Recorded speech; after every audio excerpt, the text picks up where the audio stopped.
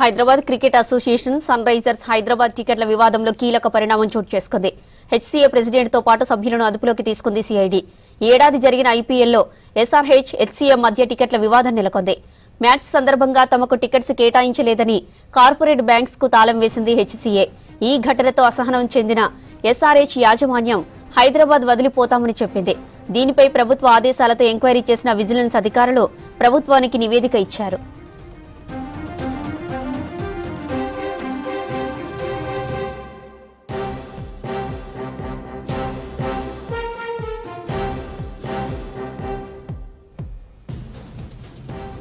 HCA president టికెట్ల కోసం SRH ఫ్రాంచైజీపై ఒత్తిడి తీసుకొచ్చినట్లు నిర్ధారించారు అధికారులు. అప్పటికే 10% టికెట్లను హెచ్సీఏకు ఫ్రీగా ఇస్తున్నా తనకు వ్యక్తిగతంగా మరో 10% టికెట్లు కావాలని హెచ్సీఏ ప్రెసిడెంట్ జగన్మోహన్ ఫ్రాంచైజీని డిమాండ్ చేసినట్టు నిర్ధారించారు.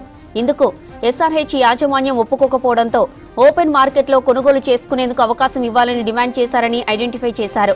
ఆ తర్వాత హెచ్సీఏ ద్వారా రిక్వెస్ట్ పెడితే టికెట్లు ఇచ్చేందుకు ఎస్ఆర్హెచ్ ఒప్పుకుందని గుర్తించారు. ఎస్ఆర్హెచ్ ను హెచ్సీఏ తీవ్ర ఇబ్బందులకు గురిచేసిందని తెలిపిన అధికారులు హెచ్సీఏపై చర్యలకు సిఫారసు చేశారు.